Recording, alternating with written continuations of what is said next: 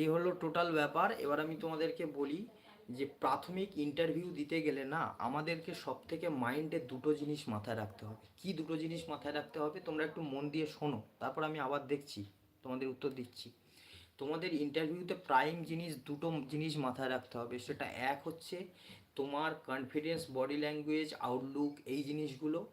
আর দুই হচ্ছে তোমার যে জিনিসগুলো তুমি দেখে কোশ্চেনগুলো তুমি বাড়িতে রেডি করে গেছো সেগুলোর উপর থেকেই তুমি ফোকাসটা মেনলি রাখবে। আউট অফ সিলেবাস কিছু চলে এলে আমার এই মুহূর্তে মনে পড়ছে না বলে চলে গেলে অসুবিধা নেই, কিন্তু তোমার মেনলি বডি ল্যাঙ্গুয়েজ এবং তোমার আউটলুকটা ওদের দরকার। এই দুটো জিনিস খুব সুন্দর করে মেনটেন করতে হবে। কি করতে হবে দেখো, তোমরা বিভিন্ন জায়গায় বিভিন্ন ভিডিওতে দেখেছো ছেলেরা কেমন পোশাক পরবে, মেয়েরা কেমন পোশাক পরবে, সেই সমস্ত নিয়ে আমার নতুন করে কিছু বলার নেই। তো সেগুলো কেমনভাবে পড়বে, কিভাবে ঢুকবে, কিভাবে বসবে স্যারেদের সামনে, কিভাবে নিজেকে প্রেজেন্ট করবে ইন্টারভিউয়ারদের সামনে, তো এই জিনিসগুলো তোমরা ঠিকঠাকভাবে মেনটেন করো। এবং বলার মধ্যে না যখন উত্তর দেবে, তারা প্রশ্ন করবে, তখন তোমরা যারা উত্তর দেবে তখন সেই উত্তরগুলোর মধ্যে না ভয় জিনিসটা যেন না থাকে, আবার ওভার কনফিডেন্ট এই জিনিসটা যেন না থাকে।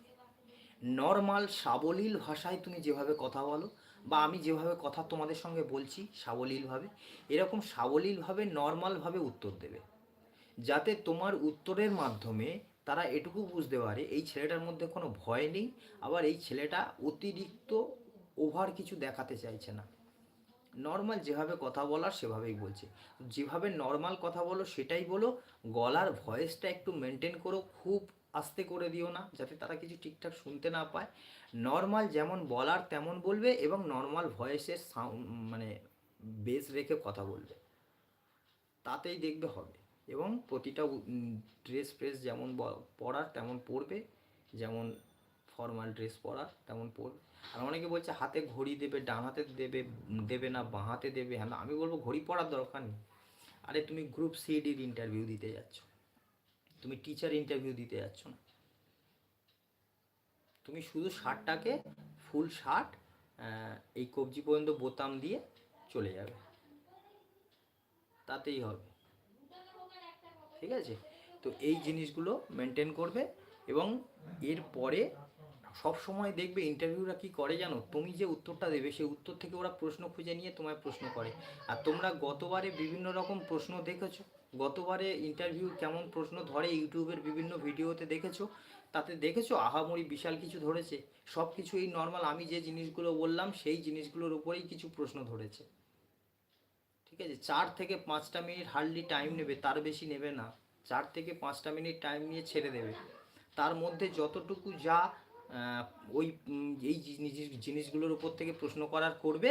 মেন তোমার দেখবে তোমার কতটা কি কনফিডেন্ট, কতটা কি বডি ল্যাঙ্গুয়েজ, এই জিনিসগুলো মেনলি দেখবে। এর বেশি কিছু দেখবে না। ঠিক আছে? এর বেশি কিছু দেখবে না। তো সুতরাং হচ্ছে আমার ওই সময়, ওইটুকু সময়ের মধ্যে স্যারেদের সামনে আমি কিভাবে প্রেজেন্ট করব নিজেকে, সেটাই সব থেকে বেশি ইম্পর্টেন্ট হাজারটা প্রশ্ন মুখস্থ করে যাওয়ার থেকে। আমি নিজে ওদেরকে দেখাতে পারবো যে আমি যোগ্য, আমি কনফিডেন্ট, এবং আমি এই চাকরিটা করার ক্ষেত্রে যেটা দরকার আমার মধ্যে সেটা আছে। এই জিনিসটা ওদেরকে জাস্ট বোঝাতে হবে, আর কিচ্ছু না। সেখানে তুমি সব থেকে বেশি নাম্বার পাবে। বোঝা গেল?